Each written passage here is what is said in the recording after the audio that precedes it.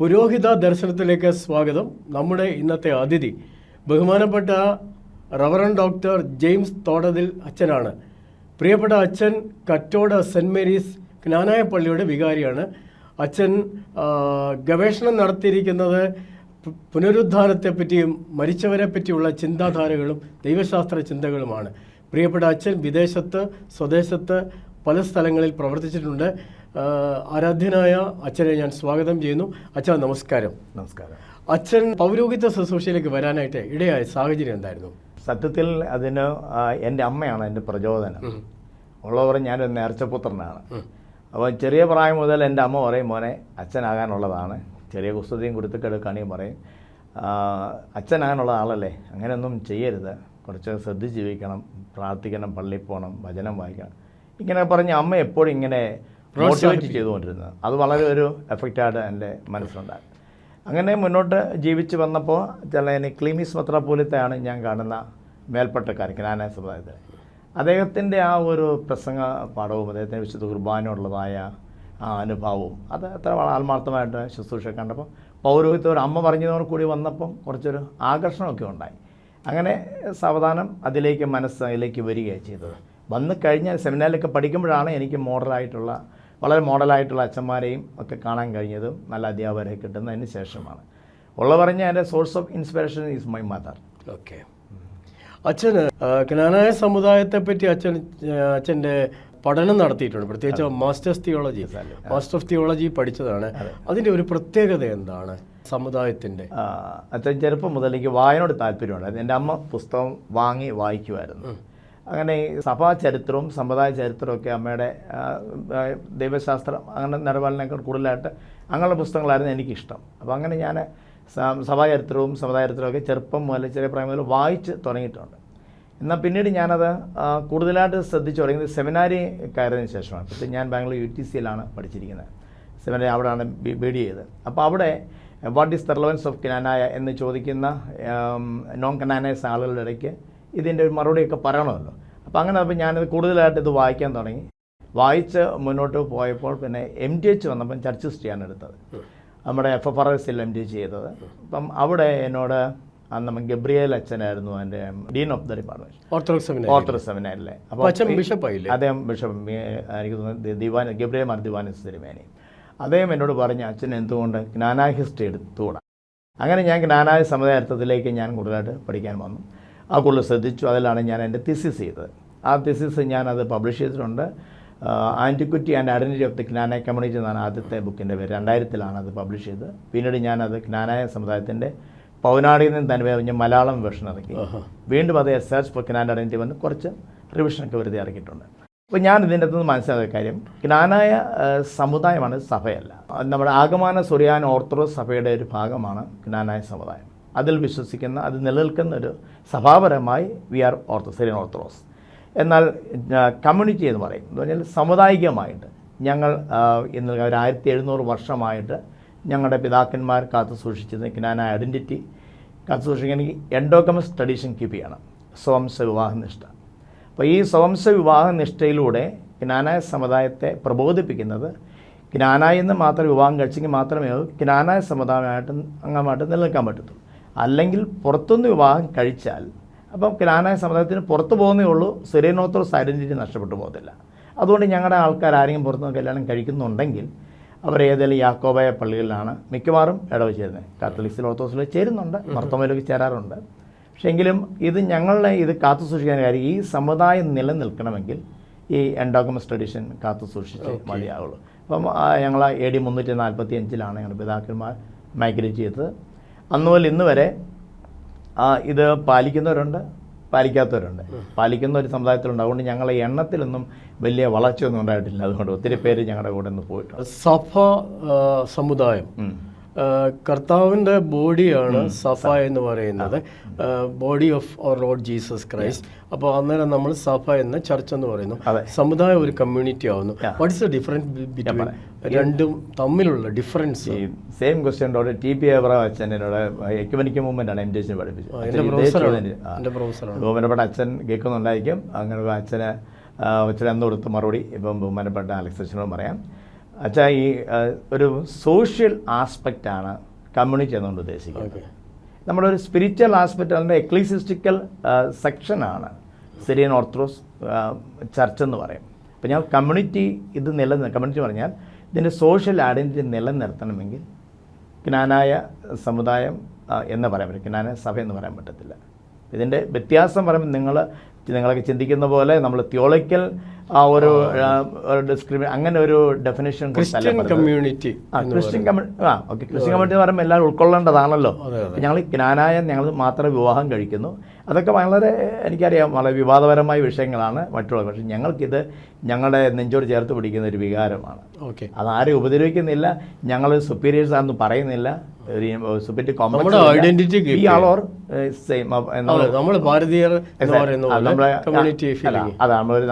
V R Indian എന്ന് നമ്മൾ പറയുന്നത്. ഐ ആം ആൻ ഇന്ത്യൻ എന്ന് പറയും. പുറത്തൊക്കെ പോകുമ്പോൾ പറയില്ല ഐ ആം ആൻ ഇന്ത്യൻ എന്ന് പറയുമ്പോൾ അഭിമാനത്തോടെ പറയുന്നു എന്ന് പറയുന്നത് പോലെ ഐ ആം എ കനാനേറ്റ് അഭിമാനത്തോടെ. അച്ഛൻ വന്നത് അമ്മയുടെ പ്രാർത്ഥനയും ആ ഒരു പാരമ്പര്യത്തിലാണ്. അച്ഛൻ്റെ കുടുംബത്തിൽ പുരോഹിതന്മാർ ഉണ്ടോ? അവരുടെ ജീവിതചര്യ അച്ഛനെ സ്വാധീനിച്ചിട്ടുണ്ട്? അത് സത്യത്തിൽ ഞാൻ എൻ്റെ ഒറിജിൻ വെണ്ണിക്കുളത്ത് തുരുത്തിക്കാട് എന്ന സ്ഥലമാണ്. അവിടെയാണ് തോറത്തിൽ ഫാമിലി. അവിടെ ഞങ്ങളുടെ കുടുംബത്തിലൊരു അച്ഛൻ 1975 മരിച്ചുപോയി. അച്ഛനെക്കുറിച്ച് ഞാൻ കേട്ടുള്ളൂ. ഞാൻ അച്ഛനെ കണ്ടിട്ടില്ല, കേട്ടിട്ടുള്ളൂ. അപ്പോൾ എനിക്ക് നേരം അച്ഛൻ മരിക്കുമ്പോൾ എനിക്ക് 9-10 വയസ്സേ ഉള്ളൂ. ആദ്യത്തെ ബ്രാഞ്ച് രണ്ടാമത്തത് ഞങ്ങൾ തോറത്തിൽ അച്ഛൻ പറഞ്ഞത്. രണ്ടാമത്തെ ഒരച്ഛനുണ്ടായിരുന്നു. അച്ഛൻ നല്ല പ്രസംഗകനായിരുന്നു. അപ്പോൾ ഞാനിങ്ങനെ സെമിനാറിൽ ചേരുന്ന സമയത്തൊക്കെ അച്ഛനോട് ഞാൻ അഭിപ്രായം ചോദിച്ചു. അപ്പം പറയണം മക്കളെ നല്ലതാണ്, കർത്താവിന് വേണ്ടി ഇറങ്ങി തിരിയും, നല്ലതാണെന്ന് പറഞ്ഞു അച്ഛൻ എന്നെ പ്രോത്സാഹിപ്പിച്ചിട്ടുണ്ട്. പക്ഷേ അച്ഛനെ എനിക്കൊരു മോഡലായിട്ട് കാണാനുള്ള ഒരു സാഹചര്യം ഒന്നും അങ്ങനെ ഉണ്ട്. നമ്മളെ ജിയോഗ്രഫിക്കൽ ഡിവിഷൻ അവർ തുരുത്തിക്കാട്ടിലും ഞങ്ങൾ കുറിച്ചിലുമായിരുന്നുകൊണ്ട് ആ ഒരു വ്യത്യാസമുണ്ട്. പിന്നെ ഇപ്പം ഞങ്ങൾക്കൊരു മെത്രാപ്പോലിത്തയുണ്ട്. ആ മെത്രാപ്പോലിത്ത പറഞ്ഞാൽ ഡോക്ടർ അയ്യൂമാർ സിൽവാനോസ് മെത്രാപ്പോലിത്ത, അമേരിക്കയിലെ കനാനായ സമുദായത്തിൻ്റെ അമേരിക്കൻ മേഖലയുടെ മെത്രാപ്പോലിത്തയുണ്ട്. അദ്ദേഹം സത്യത്തിൽ എൻ്റെ ജൂനിയറാണ്. എങ്കിലും അതൊക്കെ ഞങ്ങളുടെ കുടുംബ പാരമ്പര്യത്തിൽ പറയും. പിന്നെ ഞങ്ങളുടെ ഒരു വിഭാഗം എൻ്റെ അച്ഛൻ്റെ ജ്യേഷ്ഠന്മാർ 2 പേര് നേരത്തെ തന്നെ മലബാർ കുടിയേറി ഭാഗത്തുള്ള പയ്യന്നൂർ. അവിടെ ബത്തേരി രൂപതയിൽ 3 അച്ഛന്മാരുണ്ട്. മലങ്കര കത്തോലിക്ക സഭയിൽ 3 അച്ഛന്മാരുണ്ട്. ഞങ്ങളുടെ സെയിം ബ്ലഡ് അച്ഛന്മാരുണ്ട്. അങ്ങനെ ഒരു പൗരോഹിത്യ പാരമ്പര്യമുള്ള ഒരു കുടുംബമാണ്. പക്ഷെ അവരാരും എന്നെ ആ നില പുരോഹിതനാകാൻ സ്വാധീനിക്കാനുള്ള അവസരം ഉണ്ടായിട്ടില്ല. ഓക്കെ ചെറുപ്പം പോലെ സൺഡേ സ്കൂള് മധുബാഹ എല്ലാം കയറും. ആ ഒരു എക്സ്പീരിയൻസ് ഒന്ന് പറയാമോ? അച്ഛാ ചെറുപ്പം സൺഡേ സ്കൂൾ പഠിക്കണം നിർബന്ധമായിരുന്നു. അപ്പം ഞങ്ങളുടെ കൂട്ടുകാർ പലരും സ്കിപ്പ് ചെയ്ത് പോകുമ്പം വീട്ടിൽ ചെല്ലുമ്പോൾ തന്നെ പറയും ഉച്ചയ്ക്ക് ചോറ് തിന്നണമെങ്കിൽ ക്ലാസ് കയറിയിട്ട് വരാൻ പറ്റത്തുള്ളൂ. അപ്പോൾ അത് അന്നൊരു പറയുമ്പോൾ പറഞ്ഞു വെച്ചൊരു പക്ഷേ സ്ട്രിക്റ്റ് ആയിട്ടുള്ള ഒരു നിയമങ്ങളൊക്കെ ആണെന്ന് പറഞ്ഞാലും ഇന്ന് ഞാൻ എൻ്റെ മക്കളോടും അങ്ങനെയൊക്കെ തന്നെയാണ് പറഞ്ഞിട്ടുള്ളത്. സൺഡേ സ്കൂൾ കയറാതെ വീട്ടിൽ വരാൻ പാടില്ല. അപ്പം ഞങ്ങൾക്ക് പള്ളി കഴിഞ്ഞ ഉടനെ തന്നെയാണ്. അപ്പോൾ ആ സൺഡേ സ്കൂൾ അറ്റൻഡ് ഉച്ചയ്ക്ക് 1 മണിയാകുമ്പോഴേ വീട്ടിൽ അന്ന് വിശുദ്ധ കുർബാന കൊള്ളുവാണെന്നതിന് ശേഷം പച്ചവെള്ളം പോലും അതിന് മുമ്പ് പച്ചവെള്ളം പോലും കുടിക്കാൻ മേലാതാണ് വരുന്നത്. കുർബാന കഴിഞ്ഞ് ഒരു കാപ്പി പോലും കിട്ടാൻ സംവിധാനം അന്നില്ലായിരുന്നു. പക്ഷേ ആ 1 മണിക്ക് വീട്ടിൽ വന്നിട്ടാണ് ഉച്ചഭക്ഷണം കഴിച്ചത്. അങ്ങനെ സ്ട്രിക്റ്റായിട്ട് സൺഡേ സ്കൂൾ പഠിപ്പിച്ചിരുന്നു. മദ്ബായിൽ കയറാൻ വേണ്ടി എനിക്ക് വലിയ ആഗ്രഹമായിരുന്നു, എൻ്റെ അമ്മയ്ക്കും ആഗ്രഹമായിരുന്നു. പക്ഷേ അന്നത്തെ സാഹചര്യത്തിലൊന്നും മദ്ബായി കയറിയില്ല. കയറിയത് സെമിനാരി പഠിക്കാൻ ചെല്ലുമ്പോൾ ചിങ്ങവനത്തെ ദേറാപ്പള്ളിയിലാണ് ആദ്യം മദ്ബായി പ്രവേശിക്കുന്നത്. ബഹുമാനപ്പെട്ട തെങ്ങിലച്ഛൻ മണലിത്തര അച്ഛനും ബഹുമാനപ്പെട്ട ചെറിയ എം എ കുര്യാക്കോസ് കോർപ്പിസ്കോപ്പായി ഇവർ രണ്ടുകൂടെയാണ് എന്നെ മദ്ബായിക്കകത്ത് പ്രവേശിപ്പിക്കുന്നത്. അതിനുശേഷമാണ് സത്യത്തിൽ ഈ മദ്ബായ് എന്താണെന്ന് അറിയുന്നതൊക്കെ സെമിനാരി പഠിക്കാൻ.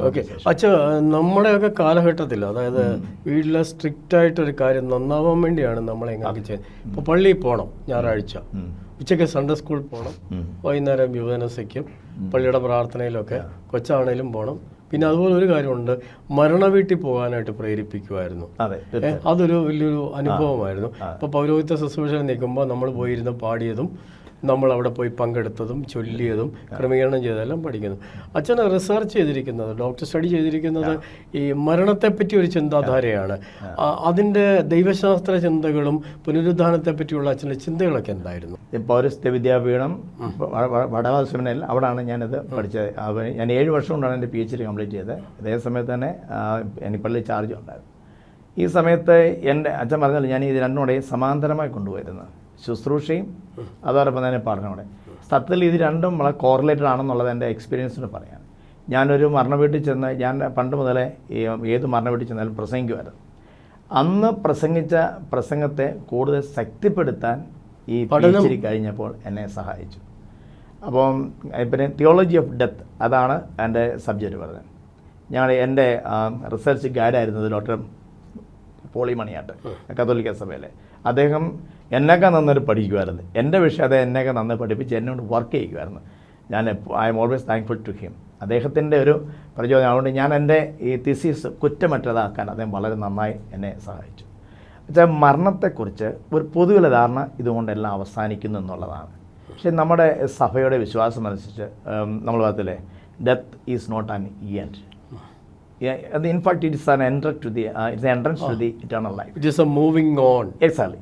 അതിൻ്റെ എൻ്റെ അച്ഛൻ പറഞ്ഞ ഒരു കാര്യമാണ്, it's a journey, it's a waiting, അങ്ങനെ ഇറ്റ്സ് എ സ്ലീപ്പ്. ഇങ്ങനെ നമുക്ക് പല ഘടകങ്ങൾ ഇതിനെക്കുറിച്ച് പറയാം. അപ്പോൾ ഞാനിത് വായിച്ച് ഞാൻ അട്രാക്ഷൻ ആകേണ്ട ഒരു സാഹചര്യം പറയാം. ഞാൻ ബാംഗ്ലൂർ UTC പഠിക്കുന്ന സമയത്ത് ഓർത്തഡോക്സ് സഭയിലെ ഗീവറീസ് മാർ ഒസ്താത്യോസ് തിരുമേനി എന്ന് പറയുന്ന നിരണപതിരാസൻ, അദ്ദേഹത്തിൻ്റെ തിയോളജി ഓഫ് ക്ലാസിക്കൽ സൊസൈറ്റി വായിച്ചിട്ടുണ്ട്. അദ്ദേഹത്തിൻ്റെ 3 വിശ്വാസത്തിൽ ഒരു പുസ്തകം, ഒരു ചെറിയ പുസ്തകമാണ്. അപ്പോൾ ഓർത്തഡോക്സ് സഭയുടെ ഫെയ്ത്താണ്. അതിൻ്റെ വിശുദ്ധ തൃത്വത്തെക്കുറിച്ചുണ്ട്, സ്നാനത്തെക്കുറിച്ച് പറയുന്നുണ്ട്, അതുപോലെ മരണാനന്തര ജീവിതത്തെക്കുറിച്ച് പറയുന്നുണ്ട്. അദ്ദേഹത്തിൻ്റെ ആ പുസ്തകത്തിലെ വായന നല്ലതായിരുന്നു. ഇതാണ് എൻ്റെ ബേസ്. അന്ന് മുതൽ എൻ്റെ മനസ്സിൽ ഈ ഐഡിയ കീപ്പ് ചെയ്യുന്ന ഒരാളായിരുന്നു.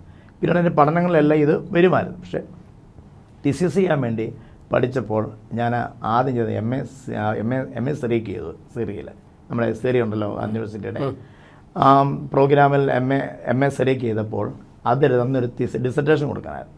ആ ഡിസർട്ടേഷൻ കൊടുത്തത് ആനീതയും ഞായറാഴ്ചയിൽ ഒരു നമസ്കാരക്രമമുണ്ട്. അത് സുറിയാനി സഭയിൽ ഓർത്തഡോക്സ് സഭയിലൊക്കെ ഉപയോഗിക്കുന്ന എല്ലാ സാധാരണ വീടുകളിൽ ഉപയോഗിക്കാറില്ല, സെമിനാറുകളും ദേറാകളും ഉപയോഗിക്കുന്നതാണ്. അപ്പോൾ ഈ ആന ഞായറാഴ്ച പ്രത്യേക പ്രാർത്ഥനാക്രമമുണ്ട്. അതാണ് ഞാൻ ട്രാൻസ്ലേറ്റ് ചെയ്യാൻ എടുത്തത്. അപ്പോൾ എൻ്റെ മനസ്സിൽ ഈ ഐഡിയ എല്ലാം ഉണ്ടായിരുന്നതുകൊണ്ട് ഇതിനൊരു അട്രാക്ഷനായിരുന്നു. ഇത് കഴിഞ്ഞപ്പോഴാണ് ഞാൻ എൻ്റെ സബ്ജക്റ്റ് PhDക്കുള്ള സബ്ജക്റ്റ് ഡിസൈഡ് ചെയ്യുന്നത്. തിയോളജി ഓഫ് ഡെത്ത് ആയിരിക്കണം എന്ന് ഉറപ്പിക്കുന്നത്. അപ്പോൾ ഈ മരണത്തിന് ശേഷം ദൈവത്തോട് കൂടെ എന്നുള്ള ഒരു ബോധ്യം നമുക്കുണ്ടാക്കി തരുന്ന വചനങ്ങൾ വേദോസത്തിൽ ഉടനീളം കാണാൻ കഴിയുന്നുണ്ട്. പൗലോസിലെ പറയുന്നുണ്ട്, വിട്ടുവഞ്ഞ് ക്രിസ്തുവിനോട് ഇരിപ്പാൻ എനിക്ക് കാംക്ഷയുണ്ട്. കൊലോസ്യയിലെ ലേഖനത്തിൽ പറയുന്നുണ്ട്, നിങ്ങൾ മരിച്ച് നിങ്ങളുടെ ജീവൻ ക്രിസ്തുവിനോട് ദൈവത്തിൽ മറിഞ്ഞിരിക്കുന്നു. എനിക്ക് ജീവിക്കുന്ന ക്രിസ്തുവും മരിക്കുന്ന ലാഭമാണ്. ഇതിനോടൊക്കെ ബന്ധപ്പെട്ട് ഈ സ്റ്റഡി മുന്നോട്ട് പോയപ്പോൾ എൻ്റെ ബോധ്യം ശക്തിപ്പെട്ടു. പ്രത്യേകിച്ച് ഞങ്ങൾക്ക് ശവസംസ്കാര ശുശ്രൂഷയ്ക്ക് സ്ത്രീകളുടെ ആയാലും പുരുഷന്മാരുടെ ആയാലും കുട്ടികളുടെ ആയാലും കന്യാസ്ത്രീമാരുടെ ആയാലും 4 ക്രമങ്ങളാണ്. അച്ഛന്മാരുടെ ആണെങ്കിൽ 10 ക്രമങ്ങളാണ്. ഇതിലെല്ലാം പറഞ്ഞ കർത്താവേ, ഞങ്ങളുടെ പരേതനെ ഇമ്പങ്ങളുടെയും ആശ്വാസത്തിൻ്റെയും പറുദീസയെ പ്രവേശിപ്പിക്കണമേ. ദെൻ വാട്ട് ഈസ് പാരഡൈസ്, എന്താണ് പറുദീസയുടെ പ്രത്യേകത? പിന്നീട് ഞാൻ അതിനെക്കുറിച്ചുള്ളൊരു അന്വേഷണം എൻ്റെ പഠനത്തിൻ്റെ ഭാഗമാണ്. അപ്പം കർത്താവിനോട് കൂടെയാണ് മണവറയെ പ്രവേശിക്കുക എന്നുള്ളതാണ്. അപ്രേമിൻ്റെ ഒരു പ്രാർത്ഥനയുണ്ട്, കല്ലറവാസം മണവറവാസമായി മാറുകയാണ്. അപ്പോൾ എൻ്റെ ഉള്ളിലേക്ക് വന്ന ബോധ്യത്തിൽ മരണാനന്തര ജീവിതമാണ് നമുക്ക് മനസ്സിലായി, അത് പറുദീസവാസമാണ്. മരണാനന്തര ജീവിതം ക്രിസ്തുവിനോട് കൂടെയാണ്. കർത്താവിൻ്റെ 2ാമത്തെ വരവെങ്കിൽ അന്ത്യന്യായവിധി സമയത്തേക്ക് എല്ലാവരെയും കൂട്ടിച്ചേർക്കപ്പെടും. അപ്പോൾ ആദ്യം മരിച്ചു പോയവർ പറുദീസ എന്നുമാണ് എടുക്കപ്പെടുന്നവർ. അത് നമ്മൾ ആദ്യം 1 തെസ്സലോനിക്കർ 4:16 പറയുന്നില്ലേ, കർത്താവ് താൻ ഗംഭീരനാഥത്വം പ്രധാന ദൂതൻ്റെ കാഹളശബ്ദത്തോട് വരുമ്പോൾ ആദ്യമേ മരിച്ചവരും പിന്നെ ജീവനോടെ ഇരിക്കുന്നവരും നമ്മൾ എടുക്കപ്പെടും. അപ്പോൾ അവിടെ മരിച്ചതിന് ശേഷം മൗനതയിലല്ല, അവർ സജീവരാണ്, ദൈവവുമായുള്ള സജീവ ബന്ധത്തിലാണ്. അത് പഠിപ്പിക്കുന്ന പഠനങ്ങളാണ് ലിറ്ററേച്ചറിയിൽ മുഴുവൻ കാണാൻ കഴിയുന്നത്. ഇത് ലിറ്ററേച്ചർ തിയോളജി. അപ്പം അതുകൂടാതെ വിശുദ്ധ വേദപുസ്തകം അത് നമ്മളെ ബോധ്യപ്പെടുത്തുന്നു. പിതാക്കന്മാരുടെ പഠിപ്പിക്കലേക്ക് വരുമ്പം അതിൽ നിന്നും കാണാൻ പറ്റും. ജേക്കബ് സ്വരൂപിൻ്റെയും അപ്രേമിൻ്റെയും അഫ്രാത്തിൻ്റെയൊക്കെ പഠിപ്പിക്കലുകൾ ഇത് വളരെ വ്യക്തമായിട്ട് കാണുന്നുണ്ട്. ഇത് മരണാനന്തര ജീവിതം തിരിച്ചറിയാൻ കഴിഞ്ഞാൽ ഈ ലോകത്തിലെ വാസം സാധുവച്ചുപദേശി പറയുന്നില്ല, കഷ്ടതയും പ്രയാസം നിറഞ്ഞായാലും അതിനുശേഷം ഒരു സമാധാനത്തിൻ്റെയും സന്തോഷത്തിൻ്റെയും നിത്യത ഉണ്ട് എന്നും ബോധ്യപ്പെടുത്തുന്ന ഒരു ദൈവശാസ്ത്രം ജനത്തെ ഒന്ന് അറിയിക്കുക എന്നുള്ളതായിരുന്നു എൻ്റെ ഈ പഠനം കൊണ്ട് സഭയ്ക്കുണ്ടായ പ്രയോജനമെന്ന് ഞാൻ വിശ്വസിക്കുന്നുണ്ട്. അച്ഛന് ഇപ്പോൾ ഒരു സമുദായത്തിൻ്റെ ആളാണ്. അച്ഛന് മറ്റു സഭയിലെ UTC പഠിച്ചതാണ്. മറ്റു സഭയിലെ അച്ഛന്മാരുമായിട്ടെല്ലാം ബന്ധമുണ്ട്. അപ്പം അച്ഛൻ്റെ എക്യുമെനിക്കൽ ദർശനം എങ്ങനെയാണ് ഡെവലപ്പ് ചെയ്തത്? എവിടെ നിന്നായിരുന്നു അച്ഛന് എല്ലാ ആളുകളോടും ബന്ധപ്പെടാനായിട്ടൊരു പ്രചോദനം കിട്ടിയതും? അത് UTCയിലെ പഠനം കൊണ്ടാണോ, നാട്ടിലെ നന്മ കൊണ്ടാണോ, എങ്ങനെയാണ് കിട്ടിയത്? അതേക്കുറിച്ച് ഗവൺമെൻറ് സ്കൂളിലാണ് എൻ്റെ UPS വരെയുള്ള വിദ്യാഭ്യാസം. പിന്നെ ചിങ്ങ സെൻറ് തോമസ് നാനെ കത്തോലിക്ക സഭയുടെ ഒരു സ്കൂളാണ്. അത് ഞാൻ SB കോളേജിലാണ് പ്രീ-ഡിഗ്രിയും ഡിഗ്രിയും പഠിച്ചത്. അപ്പോൾ ഇവിടെയൊക്കെ വന്നപ്പം അത്രയും നല്ല ക്നാനേക്കാൾ കൂടുതൽ ഫ്രണ്ട്സ് ഉണ്ട്, പിന്നെ ഹിന്ദികളും മറ്റുള്ളവരാണ്. SB കോളേജ് വന്നപ്പോഴത്തേന് കുറച്ച് കാത്തലിക്സ് ഫ്രണ്ട്സ് ഉണ്ടായി. കാത്തലിക് ഫ്രണ്ട്സ്, അപ്പോൾ അവരുമായിട്ട് നല്ല അടുപ്പം ഉണ്ടായി. അത് കഴിഞ്ഞ് UTC ചെന്നപ്പം പ്രൊട്ടസ്റ്റൻ്റുകാരാണ് അവിടെ കൂടുതലും. മാർത്തോമൻസുണ്ട്, CSAക്കാരുണ്ട്, ആംഗ്ലിയൻ CNAക്കാർ, എല്ലാ സംസ്ഥാനങ്ങളിൽ നിന്നുള്ള പ്രത്യേക നോർത്ത് ഈസ്റ്റുകാർ, ഇങ്ങനെയുള്ള ആളുകളോട് ചേരുന്ന സമയത്ത് മനസ്സിലേക്ക് വരുന്നൊരു ബോധ്യമാണ് വി ആർ വൺ. ആ യൂണിറ്റി ഇൻ ഡൈവേഴ്സിറ്റി യൂണിറ്റി അന്ന് UTC പഠിച്ചത് ഇന്ന് എൻ്റെ മനസ്സിൽ ശക്തമായി നടക്കുന്നത്. എന്നുവെച്ചാൽ വളരെ ആത്മാർത്ഥത പറഞ്ഞു കഴിഞ്ഞാൽ എന്നെ ഒരു വൈദ്യൻ എന്ന നിലയിൽ ഞാൻ എന്തെങ്കിലുമൊക്കെ ആകേണ്ടത് UTC ആണ്, യുണൈറ്റഡ് തിയോളജിക്കൽ കോളേജിനോട് എന്നും നന്ദിയോടുകൂടി ഞാൻ അതിനെ കാണുന്നുണ്ട്. മനസ്സിന് തന്നെ ഒരു തുറവയുണ്ടായി. എക്സാക്ട്ലി. അതുവരെ ഉണ്ടായിരുന്ന ജെയിംസ്, ഡീക്കൻ ജെയിംസ് ആയിട്ടാണ് അവിടെ ചെല്ലുന്നത്. വളരെ വ്യത്യസ്തമായ കാഴ്ചപ്പാടുണ്ടായി. എനിക്കിപ്പോഴും ധാരാളം ഫ്രണ്ട്സുണ്ട്, മർത്തോമയിലെയും CSAയിലെയൊക്കെ ഫ്രണ്ട്സ്. എൻ്റെ മോടെ കല്യാണത്തിന് ഞാൻ അവരെ വിളിക്കുകയും ചെയ്തു, ഫോൺ വിളിക്കാറുണ്ട്. അത് ഓർത്തഡോക്സെന്നോ കാത്തലിക്സെന്നോ മർത്തം വ്യത്യാസമില്ല, എല്ലാവരും നല്ലൊരു ഫ്രണ്ട്ഷിപ്പ്, ഒരു ക്രിസ്ത്യൻ ഫെലോഷിപ്പ് കീപ്പ് ചെയ്യാൻ കഴിഞ്ഞിട്ടുണ്ട്. പക്ഷേ ഞാൻ ഈ എക്യുമെനിക് ആക്ടിവിറ്റീസിലൊന്നും ഞാൻ അത്ര ആക്റ്റീവ് ഒരാളല്ല. പിന്നെ ഒരു കാര്യം പറയാൻ വെച്ചാൽ, അതുപോലെ തന്നെ ഞാൻ MGH ചർച്ച് ഹിസ്റ്ററി എടുത്തപ്പോൾ ക്രിസ്ത്യാനിറ്റി, അതുകൊണ്ട് TP ആവറാജാണ് എക്യുമെനിക്കൽ മൂവ്മെൻ്റ് എടുത്തത്. എന്നാൽ ഒന്നാം തരമായിട്ട് എക്യുമെനിക്കൽ ഹിസ്റ്ററി പറഞ്ഞത്. അപ്പോൾ ഞാനത് ആദ്യകാലത്ത് പിതാക്കന്മാർക്കുണ്ടായിരുന്ന ആ എക്യുമെനിസത്തെ കുറിച്ചുള്ള കാഴ്ചപ്പാട് ഇന്നില്ല എന്ന് ഒരു സംശയം കൂടാതെ പറയാൻ പറ്റും. ഓക്കെ, അച്ഛന് എക്യുമെനിക്കൽ പ്രസ്ഥാനം പഠിപ്പിച്ച, മൂവ്മെൻ്റൊക്കെ പഠിപ്പിച്ച, ഞങ്ങളെ പഠിപ്പിച്ച എൻ്റെ പ്രൊഫസറാണ് അച്ഛൻ. ഹിസ്റ്ററി എല്ലാം പഠിപ്പിച്ച്, സെൻറ്റ് തോമസ് ട്രഡീഷനെ, സഭയുടെ നവീകരണം ഇതെല്ലാം പഠിപ്പിച്ച് ഞാൻ ഓർക്കുന്നു. അച്ഛൻ നമുക്ക് കിട്ടുന്ന ദർശനങ്ങളാണ്. ഇന്ന് നമ്മൾ ഭാരതത്തിലാണ് മുമ്പ് ജീവിക്കുന്നത്. മുമ്പേ പറഞ്ഞതുപോലെ നമ്മൾ ഇന്ത്യൻസാണ്. എന്നാൽ ഇന്ന് കാണുന്ന സങ്കടകരമായ ഒരു കാര്യം അച്ഛൻ്റെ മനസ്സിലും വന്ന് കാണുമായിരിക്കും, ഈ മതവിദ്വേഷം, മതമൈത്രി ഇല്ലാതെ പോകുന്നു, മതമൗലികവാദം ഉണ്ടാക്കിയെടുക്കുന്നു. ഇവിടെ നമ്മൾ ഒരു കമ്മ്യൂണിറ്റിയായിട്ട് നിന്നുകൊണ്ട് ഇതിനോടൊക്കെ സങ്കടപ്പെടുന്ന സാഹചര്യങ്ങളുണ്ട്, പ്രാർത്ഥിക്കുന്നുണ്ട്. അച്ഛൻ്റെ ഒപ്പീനിയനാണ് ഈ കാലഘട്ടത്തിൽ. പക്ഷേ നമ്മൾ ജനിച്ചു വളർന്ന മണ്ണിൽ, നമ്മുടെ നാട്ടിൽ ഒരു നന്മയുണ്ടായിരുന്നു, ഒരു സ്വരൈക്യ ജീവിതം. അതിനകത്ത് ജാതിയില്ല, മതമില്ല, മനുഷ്യരായിരുന്നു. ഇപ്പോഴും നല്ല ബന്ധമുണ്ട്. ഇപ്പം ഞാൻ താമസിക്കുന്ന അച്ഛനറിയാവുന്ന കല്ലിശ്ശേരി, മംഗലം പ്രദേശങ്ങളിൽ, കല്ലിശ്ശേരി പള്ളിയിലെ പെരുന്നാളിന് നമ്മൾ പോയിരുന്ന ഒരു കാലഘട്ടം ഉണ്ടായിരുന്നു, ഫ്രണ്ട്സ് കൊണ്ടുപോകുന്നൊരു കാലഘട്ടം. അപ്പോൾ അവിടെ ഓതറയിൽ ജ്ഞാനായ സഭയുടെ സാന്നിധ്യമുണ്ട്. അപ്പോൾ നമുക്കങ്ങനെയൊന്നുമില്ല. നമ്മൾ ക്രൈസ്തവനാണോ ഹിന്ദുസാണോ അങ്ങനെയുള്ള ഒരു സാഹചര്യത്തിൽ എല്ലാവരുമായിട്ട് ബന്ധപ്പെടാറുണ്ട്. അച്ഛൻ്റെ ദർശനം എന്താണ്? ഒരു പുരോഹിതന ദർശനം എന്താണ്? എങ്ങനെയാണ് ഈ ഒരു നാട്ടുനന്മ എക്യുമെനിസത്തിൻ്റെ വന്നത്? എല്ലാ മതങ്ങളോടുമുള്ള അപ്രോച്ച് എങ്ങനെയാണ്? അച്ഛാ, ഈ മതങ്ങളുടെ അപ്രോച്ച് തന്നെ തുടങ്ങുകയാണെങ്കിൽ, ഞാൻ പറഞ്ഞു ഗവൺമെൻറ് സ്കൂളിലാണ് ഞാൻ UPC വരെ പഠിച്ചത്. അന്ന് എൻ്റെ ഫ്രണ്ട്സ് മുഴുവൻ ഹിന്ദുക്കളായിരുന്നു. പിന്നെ എൻ്റെ ഇടവകയിലെ ചില ബോയ്സ് ഉണ്ടായിരുന്നു. അവിടെയൊക്കെ ഞങ്ങളുടെ തൊട്ടടുത്ത് താമസിക്കുന്ന ഹിന്ദുക്കളാണ്. ഞങ്ങളുടെ വീട്ടിൽ എന്ത് ഫംഗ്ഷൻ ഉണ്ടായാൽ അവരെ വിളിക്കുക, അല്ലെങ്കിൽ ഇവിടുത്തെ ഉണ്ടാക്കുന്ന ഫുഡ് അവർക്ക് കൊടുക്കും. അവരവിടെ എന്ത് ആചാരം, എന്ത് ഉത്സവം ഉണ്ടായാലും അതിൻ്റെ വിധം ഞങ്ങൾക്ക് തരും. ചെറുപ്പത്തിൽ നമുക്ക് കൂട്ടുകാരൊരുമിച്ച് കിടക്കാൻ ഇഷ്ടമായിരുന്നല്ലോ. എപ്പോഴും പറഞ്ഞാൽ അന്ന് എനിക്ക് ലൈറ്റൊന്നും ഞങ്ങളുടെ വീട്ടിലില്ല. അപ്പം ആ തൊട്ടടുത്ത വീട്ടിലെ അപ്പനോ അമ്മയോ ആരും അവിടെ ഇല്ലെങ്കിൽ പിള്ളേരെല്ലാം ഒരുമിച്ച് ഞങ്ങളുടെ വീട്ടിൽ വരും. ഞങ്ങളുടെ വീട്ടിലെ പിള്ളേർ എന്തെങ്കിലും കാരണം പറഞ്ഞ് അങ്ങോട്ട് ഞങ്ങളെ പെങ്ങന്മാരും അനിയൻ ഞാനോട് അങ്ങോട്ട് പോകും. അങ്ങനെ അതുപോലെ സഹവർത്തത്തിൽ കഴിഞ്ഞാണ്. എന്നാൽ അത് കഴിഞ്ഞിട്ട് ഇന്ന് ആ തലമുറയിലെ പല ആളുകളിപ്പം ഓരോ രാഷ്ട്രീയ സംഘടനകൾ അംഗമായപ്പോൾ ഒരു വലിയ ഒരു ഡിസ്റ്റൻസ് കീപ്പ് ചെയ്യാറ്, നമുക്ക് വേദന ഉണ്ടാകുന്ന രീതിയിൽ ഡിസ്റ്റൻസ് കീപ്പ് ചെയ്തു പോകണം. പക്ഷേ വളരെ അടുപ്പാണ്. എൻ്റെ വീട്ടിൽ എല്ലാ ഫംഗ്ഷൻ അവർ വരും. അവിടെ ഫംഗ്ഷന് ഞാൻ കുപ്പായിട്ടോട് പോകാൻ പറ്റുന്നത് പോകും, അല്ലെങ്കിൽ വൈഫിനെ പിള്ളേരെ വിടും.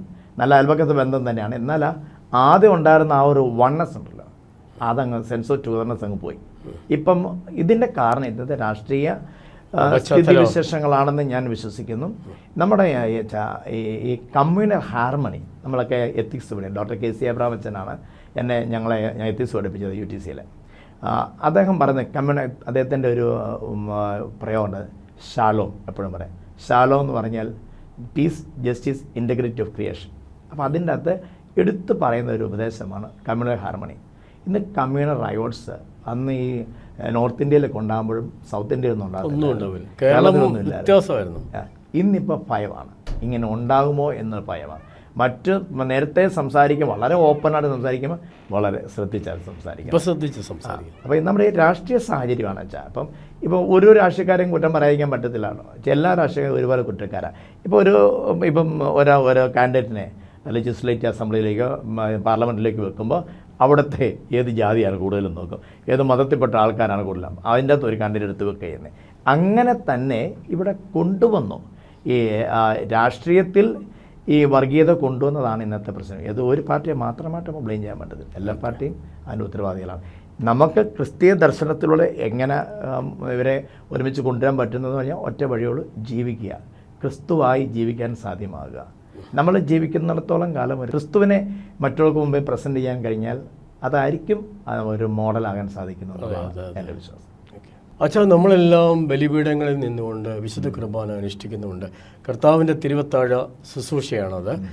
അത് സ്നേഹത്തിൻ്റെയും സാഹോദര്യത്തിൻ്റെയും ത്യാഗത്തിൻ്റെയും ഒരു ഓർമ്മ പുതുക്കലും ഒരു ആഘോഷവും സെലിബ്രേഷനുമാണ്. അച്ഛനിപ്പോൾ പറഞ്ഞു നിർത്തിയത് ക്രിസ്തുവിനെ നമ്മൾ പ്രസൻറ്റ് ചെയ്യണം. നമ്മുടെ ക്രിസ്തു എന്ന് പറയുന്നത് വർണ്ണവർഗ വിവേചനങ്ങളെ എതിർത്ത ഒരാളാണ്. അവിടെ സ്നേഹത്തിൻ്റെ കാര്യങ്ങളാണ് കൊടുത്തിരുന്നത്. അപ്പം ബലിപീഠത്തിൽ നിന്നുകൊണ്ട് നമ്മൾ പറഞ്ഞ പോലെ ശാലുവും ക്രിയേഷൻ്റെ ഇൻറ്റഗ്രിറ്റിക്ക് വേണ്ടിയും ക്രിയേഷൻ്റെ റിക്കൺസിലിയേഷന് വേണ്ടിയൊക്കെയാണ് നമ്മൾ പ്രവർത്തിക്കുന്നത്.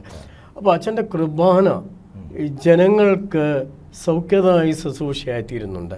അച്ഛൻ്റെ ഒപ്പീനിയൻ എങ്ങനെയാണ് ഈ കുർബാനയിൽ പങ്കെടുക്കുന്ന ആളുകളുടെ മനോഭാവവും നമ്മുടെ ഒരു സംതൃപ്തിയൊക്കെ എങ്ങനെയാണ് അച്ഛൻ വിവരിക്കുന്നത്? എങ്ങനെയാണ് ഈ കുർബാനയിലൂടെ സമാധാനം കൊടുക്കാൻ പറ്റുന്നത്? ഇതെങ്ങനെ അനുഭവേദ്യമാക്കാൻ പറ്റുന്നുണ്ട്? ഓക്കെ, ഞാനൊരു സെമിനാർ UTC ചെയ്തതിന് മുമ്പ് പ്രീ തിയോളജിക്കൽ കോഴ്സ് ഉണ്ടായിരുന്നു, 1 വർഷത്തെ കോഴ്സ്. അത് ഞങ്ങളുടെ തെങ്ങയിലച്ഛൻ പറയും, ചെറിയലച്ഛൻ, പുളിക്കാവലിച്ച് തുടങ്ങിയ അച്ഛന്മാരാണത് തുടങ്ങി വെച്ച്. അന്ന് പുളിക്കാവിലച്ഛൻ PM മാത്യു പുളിക്കാവിൽ കോർപ്പിസ്കോപ്പ് അച്ഛനാണ് ഞങ്ങളെ ന്യൂട്രസ്വിന് പഠിപ്പിച്ചത്.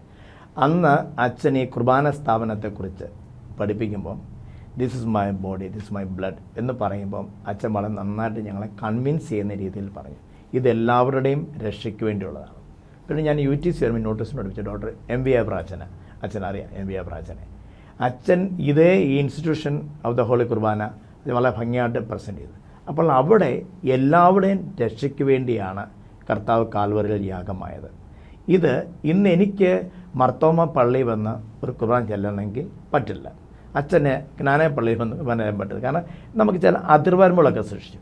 പക്ഷേ എനിക്ക് എൻ്റെ ഇടവകയിൽ നിന്ന് വിശുദ്ധ കുർബാന അർപ്പിക്കുമ്പോൾ അച്ഛോ അനേക ആളുകൾ നോൺ ക്രിസ്ത്യൻസ് ആയിട്ട് ആളുകൾ പേരിൽ തരുന്നുണ്ട് കുർബാന ഓർത്ത് പ്രാർത്ഥിക്കാൻ. എനിക്ക് എന്നോട് ഒത്തിരി ആൾ പറയാറുണ്ട്, അച്ഛാ ഒന്ന് ഓർത്ത് പ്രാർത്ഥിക്കാൻ പറയാറുണ്ട്. അപ്പോൾ ഇവർക്ക് എല്ലാവർക്കും നമുക്ക് കൊടുക്കുന്ന, അവരാരും നമുക്ക് കുർബാന അറ്റൻഡ് ചെയ്യാൻ വരുന്നില്ല, നമ്മുടെ ഇടവക്കാർ മാത്രമേ അറ്റൻഡ് ചെയ്യാൻ പറ്റത്തുള്ളൂ. അവർക്ക് കൊടുക്കാൻ പറ്റുന്നൊരു ഉപദേശമുണ്ട് നമുക്ക്, സെർമൻസ് പാർട്ട് ഓഫ് ഹോളി കുർബാന.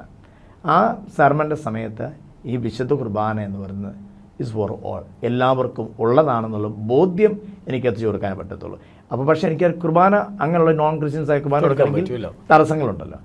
അത് നിയമപരമായ ചില തടസ്സങ്ങളുണ്ടെന്നേ ഉള്ളൂ. പക്ഷെ നമുക്ക് കമ്മ്യൂണിക്കേറ്റ് ചെയ്യാം. ഇത് ക്രിസ്തു എൻ്റെ ജീവിതത്തിൽ ഞാൻ ക്രിസ്തുവിനെ പ്രസൻറ്റ് ചെയ്യുമ്പോൾ മറ്റുള്ളവർക്ക് അത് അവനൊരു ക്രിസ്ത്യാനിയാണ് എന്ന് തോന്നുമ്പം അതനുസരിച്ച് ജീവിക്കാനുള്ളൊരു ബാധ്യത എനിക്കുണ്ട്. ഞാൻ പറഞ്ഞ ഉത്തരം തൃപ്തികരമാണെന്ന് എനിക്ക് അറിഞ്ഞുകൂടാ. അപ്പോൾ അത് കുറച്ചും കൂടെ അച്ഛൻ പറയുമ്പോൾ എനിക്ക് പ്രയാസമാണ് അതിൻ്റെ മറുപടി കൃത്യമായിട്ട് പറയാം. എങ്കിലും എൻ്റെ ജീവിതമാണ് അച്ഛാ അതെനിക്ക് ക്രിസ്തുവിനെ പ്രസൻറ്റ് ചെയ്യാൻ പറ്റുന്നത്. ഇപ്പോൾ ഇത് സൗഖ്യദായ ശുശ്രൂഷയാണെന്ന് പറയുമ്പോൾ അച്ഛൻ അതാണ് ഉദ്ദേശിച്ചത്, രോഗസൗഖ്യം എന്നുള്ള രോഗസൗഖ്യം. തീർച്ചയായും അച്ഛാ. ഇന്ന് ഇപ്പം അച്ഛൻ നമ്മുടെ പള്ളിയിൽ നിന്ന് കരഞ്ഞു ചൊല്ലുമ്പോൾ നമ്മുടെ ജനങ്ങൾക്ക് ആശ്വാസം കിട്ടുന്നു, ഡെഫിനറ്റ്ലി സമാധാനം കിട്ടുന്നു. അതോടൊപ്പം തന്നെ വേറെ കാര്യം ഞാനിപ്പോൾ ചോദിക്കാൻ പോവാണ്. സ്വാഭാവികമായിട്ടും ഞാനൊരു പുരോഹിതനായതുകൊണ്ട് തലേദിവസം ഞാൻ പ്രിപ്പയർഡാവും. ഓക്കെ, തുയാപ ശുശ്രൂഷയും മറ്റു കാര്യങ്ങൾ, അംശവസ്ത്ര ധരിക്കുമ്പോഴും പ്രാർത്ഥിക്കുമ്പോഴെല്ലാം ചെയ്യും. 1 മണിക്കൂർ മുമ്പ് ഞാൻ പോകാറുണ്ട്. ഇത് കഴിയുമ്പോൾ നമുക്കൊരു സാറ്റിസ്ഫാക്ഷൻ ഉണ്ട്. നമ്മളെ കണ്ണീരോട് പ്രാർത്ഥിക്കുമ്പോൾ, ബലിപീഠത്തിൽ നിൽക്കുമ്പോൾ നമുക്കൊരു ബലമുണ്ടാവുന്നുണ്ട്. അതാ ഞാൻ ചോദിച്ചത്, അച്ഛന അനുഭവം ബലിപീഠത്തിൽ നിൽക്കുമ്പോൾ ബലമുണ്ടാവുന്നു, അതുപോലെ തന്നെ അനേകർക്ക് പ്രാർത്ഥിക്കാനായിട്ട് പറ്റുന്നു, രോഗസൗഖ്യത്തിന് വേണ്ടി പ്രാർത്ഥിക്കാൻ പറ്റുന്നു. അതാണ് ഞാൻ ഉദ്ദേശിച്ചത്. ഓക്കെ അച്ഛാ, അനേക ആളുകൾ രോഗസൗഖ്യത്തിന് പ്രാർത്ഥിക്കാൻ വേണ്ടി തരും. നമ്മുടെ ഇടവകങ്ങൾ മാത്രമല്ല പുറത്തുള്ള ആളുടെ. അപ്പോൾ അവരുടെ കണ്ണുനീരും അവരുടെ പ്രയാസവും എനിക്ക് ഉൾക്കൊള്ളാൻ സാധിക്കുന്നു. ഞാൻ അവർക്ക് വേണ്ടി വിശുദ്ധ ബലി അർപ്പിക്കുമ്പോൾ എൻ്റെ പൂർണ്ണമായ വിശ്വാസം അവർക്കത് അനുഗ്രഹമായി മാറുന്നു, രോഗസൗഖ്യത്തിന് കാരണമായി. ഇപ്പോൾ എൻ്റെ പേഴ്സണൽ എക്സ്പീരിയൻസ് വെച്ചാൽ പറയുകയാണെങ്കിൽ ഓൾമോസ്റ്റ് ഒരു 1-2 മാസമായിട്ട് ഇപ്പോൾ ഞാൻ ഹോസ്പിറ്റലുമായിട്ട് ബന്ധപ്പെടാൻ നിൽക്കുന്നു. എൻ്റെ വൈഫിന് ഉണ്ടായ ശരീര സോഡിയം കുറഞ്ഞുണ്ടായി, പിന്നെ അത് ഓസ്മോട്ടിക് ഡീമലിനേഷൻ അസുഖത്തിലേക്ക് വന്നു. പിന്നീട് സ്റ്റീവൻസ് ജോൺസൺ സിൻഡ്രോം എന്ന് പറയുന്നതായ ഒരു റാഷസ് ഉണ്ടായി, ഒരു അലർജി ഉണ്ടായി. ഇങ്ങനെ ഞങ്ങൾ ഓൾമോസ്റ്റ് ഒരു 1.5 മന്തായിട്ട് ആശുപത്രിയിലായത്, 2 ആഴ്ച വീട്ടിലാണ്. അപ്പോൾ ഞാൻ വിശുദ്ധ കുർബാന അർപ്പിക്കുമ്പോൾ ഞാൻ അനുഭവിക്കുന്ന കുർബാന എൻ്റെ ഭാര്യ അനുഭവിക്കുന്നതായിട്ടാണ് ഫീൽ എനിക്കുണ്ട്. പ്രാർത്ഥിക്കും. അപ്പോൾ അവിടെ ഒരു കണ്ണുനീരോടുള്ള പ്രാർത്ഥനയുണ്ട്. അപ്പോൾ എൻ്റെ സ്വന്തം ജീവിതത്തിൽ അത് ഫലപ്രദമായിട്ടുണ്ടെന്ന് പൂർണ്ണമായി വിശ്വസിക്കുമ്പോൾ തീർച്ചയായിട്ടും ഞാൻ മറ്റൊരാൾക്ക് വേണ്ടി പ്രാർത്ഥിക്കുമ്പോൾ അവരിന് വേണ്ടി പ്രാർത്ഥിക്കാനാണല്ലോ കർത്താവ് പറയുന്നത്. അത് തീർച്ചയായിട്ടും ഒക്കെ പ്രയോജനപ്രദമാകുന്നുണ്ട്. രോഗസൗഖ്യം കിട്ടി വന്ന് പേഴ്സണലായിട്ട് ഷെയർ ചെയ്തിട്ടുണ്ട്. വളരെ പ്രാർത്ഥനയിലൂടെ രോഗസൗഖ്യം കിട്ടുമെന്ന് വിശ്വസിക്കുന്ന ഒരാളാണ്. എൻ്റെ ഭാര്യയ്ക്ക് വേണ്ടി പ്രാർത്ഥിക്കും. അനേക ആളുകൾ ഞങ്ങളുടെ സമുദായത്തിൽപ്പെട്ടവർ അല്ലാതെ ഫ്രണ്ട്സായിരിക്കുന്ന അനേക ആളുകളുടെ കണ്ണുനീരോടുള്ള പ്രാർത്ഥന കൊണ്ട് രോഗസൗഖ്യമായെന്ന് വിശ്വസിക്കും. അപ്പോൾ ഞാൻ എൻ്റെ കുർബാനയിൽ പേര് തരുന്ന ആളുകളുടെ പേര് ഓർക്കുമ്പോൾ എന്തുകൊണ്ട് എനിക്ക് അതിൻ്റെ അകത്ത് ഡീപ്പായിട്ട് ഇറങ്ങാൻ പറ്റത്തില്ല. അതുകൊണ്ട് 100% ഐ എം കൺവിൻസ്ഡ്. ഞാനത് വിശ്വസിക്കുന്നു. അതുകൊണ്ടാണ് ചോദിച്ചത്. പക്ഷേ ഇത്ര നേരം പങ്കുവെച്ചല്ലോ കുടുംബം, കൊച്ചമ്മ, മക്കൾ. കൊച്ചമ്മ സുഖമില്ലായിരിക്കുന്നെന്ന് പറഞ്ഞു. മക്കൾ എത്ര പേരാണ്? അച്ഛാ വൈഫ് വെള്ളയനാട് ചെറിയൽ കുടുംബത്തിലാണ്. ഞാൻ പറഞ്ഞു ചെറിയൽ അച്ഛൻ്റെ കാര്യം, കൊർപ്പിസ്കോപ്പ് അച്ഛൻ്റെ കാര്യം പറഞ്ഞു. അച്ഛൻ്റെ അനുജൻ്റെ മകളാണ്. അപ്പച്ചൻ എനിക്ക് മൽപ്പാനാണ്. അപ്പച്ചൻ എനിക്ക് പിതാവാണ്. എനിക്ക് വളരെയധികം അറ്റാച്ച്മെൻ്റ് ഉള്ളൊരു വ്യക്തിയാണ്. അപ്പോൾ അപ്പച്ചൻ അൺമാരിഡാണ്. അപ്പച്ചനെ ശുശ്രൂഷിച്ച് വളർന്നു വന്ന ആളാണ് എൻ്റെ വൈഫ്. അപ്പോൾ ഒരു പുരോഹിതൻ്റെ ഭവനത്തിൽ ജനിച്ച് വളർന്നതുകൊണ്ട് അവൾക്കൊരു പുരോഹിതനെ ശുശ്രൂഷിക്കാൻ നമുക്ക് നന്നായിട്ട് അറിയാം. പുരോഹിതൻ്റെ കാര്യങ്ങളറിയണം. അപ്പച്ചൻ അൺമാരിഡായതുകൊണ്ട് ഇവിടെ വീട്ടിലാണല്ലോ താമസിക്കുന്നത്. അപ്പോൾ അവൾ പറയും 8ാം ക്ലാസ് പഠിയും അപ്പച്ചൻ്റെ കുപ്പായം തേക്കാൻ തുടങ്ങിയതാണ്. അതുകൊണ്ട് ഞാൻ ലക്കിയാണ്. എൻ്റെ കുപ്പായം അവളാണ് തേച്ചുകൊണ്ടിരുന്നത് മുഴുവനും. എൻ്റെ പല ഫ്രണ്ട്സ് അച്ഛന്മാരും പറയാറുണ്ട് ഇങ്ങനെ ഒരു അമ്മായി കിട്ടിയുള്ള അച്ഛൻ രക്ഷപ്പെട്ടു, അച്ഛൻ ഭാഗ്യവാനാണ്. അതുമാത്രമല്ല എൻ്റെ ജീവിതത്തിലെ ഏറ്റവും വലിയ ഭാഗ്യം എന്ന് പറയുന്നത് എൻ്റെ ഭാര്യയാണ്. അപ്പോൾ അവളുടെ സപ്പോർട്ട് അപാര സപ്പോർട്ട്. കാരണം അച്ഛന്മാരുടെ കൂടെ ജീവിച്ച് അച്ഛന്മാരെ അറിയാവുന്നതുകൊണ്ടാണ്. ഞങ്ങളുടെ കുടുംബത്തിലെ അച്ഛന്മാരൊക്കെ ഉണ്ട്. അപ്പോൾ അപ്പച്ചനെ ശുശ്രൂഷിച്ച് അതേ ശുശ്രൂഷയോടെ എന്നെ സപ്പോർട്ട് ചെയ്യുമ്പോൾ എൻ്റെ പ്രസംഗം കേൾക്കുമ്പോൾ വിശുദ്ധ കുർബാന കേൾക്കുമ്പോൾ എൻ്റെ ഒരു റിയൽ ക്രിറ്റിക്കാണ് എൻ്റെ വൈഫ്. അത് എൻ്റെ വൈഫിനെ വെച്ച് പറയാൻ പറ്റത്തില്ല. അപ്പോൾ ഞാനൊരു പ്രസംഗം കൺവെൻഷൻ പോയാൽ അവളെൻ്റെ കൂടെ കാണും. പ്രസംഗത്തിൻ്റെ ആദ്യം ഒന്ന് ശ്രദ്ധിച്ചിരുന്നിട്ട് എവിടെയൊക്കെ പോരാൻ വേണ്ടി പറയും. അതുപോലെ എൻ്റെ ഒരു റൈറ്റ് ഹാൻഡായിട്ടാണ്. അപ്പോൾ അവൾ ആശുപത്രിയിലായിരുന്നപ്പോൾ ഉണ്ടായ ഒരു വിഷമം കൊണ്ട് ഞാൻ അവളെ ഒന്നിപ്പോൾ ഒന്ന് ഓർത്ത് ഇപ്പോൾ പറഞ്ഞാണ്. മക്കൾ 3 പേരാണ്. മൂത്ത ആൾ MA ക്ലിനിക്കൽ സൈക്കോളജി കഴിഞ്ഞു. അവിടെ കല്യാണം ഈ കഴിഞ്ഞ ഒക്ടോബർ 19 അവളെ കല്യാണം കഴിച്ച പയ്യൻ റാന്നിയിലുള്ള ആൾ, കണ്ണാത്ത് മുറിയിൽ നിന്നാണ് വീട്ടുകാരൻ. അവനിപ്പം കാനഡയിലാണ് വർക്ക് ചെയ്യുന്നത്. മോൻ MSW കഴിഞ്ഞ് ബാംഗ്ലൂരിൽ വർക്ക് ചെയ്യുന്നു. കൊച്ചുമോള് ഇപ്പോൾ MSW ബാംഗ്ലൂർ ക്രൈസ്റ്റ് കോളേജിൽ MSW ഫൈനൽ സെമസ്റ്റർ പഠിച്ചുകൊണ്ടിരിക്കുന്നു. 3 മക്കളാണുള്ളത്. അപ്പോൾ ഞാൻ ഫാമിലിയെക്കുറിച്ച് പറയുമ്പോൾ ഞാൻ ഫാമിലിയായിട്ട് വളരെ അറ്റാച്ച്, ഫാമിലിയുടെ സപ്പോർട്ടോടുകൂടി ഇങ്ങനെ പ്രവർത്തിച്ചുകൊണ്ടിരിക്കുന്ന ഒരാൾ കൂടിയാണ്. അതുകൊണ്ട് ഞാനത് എടുത്ത് പറയാം. അച്ഛാ, ഇത്രയും നേരം അച്ഛൻ ഞങ്ങളോടൊപ്പം ഉണ്ടായിരുന്നു. അച്ഛൻ്റെ ആശയങ്ങൾ പങ്കുവെച്ചതിൽ സന്തോഷമുണ്ട്. നന്ദി പറയുന്നു. Thank you. പുരോഹിത ദർശനത്തിൻ്റെ ഇന്നത്തെ എപ്പിസോഡ് ഇവിടെ അവസാനിക്കുന്നു. അടുത്ത എപ്പിസോഡിൽ മറ്റൊരു അതിഥിയുമായി കണ്ടുമുട്ടാം.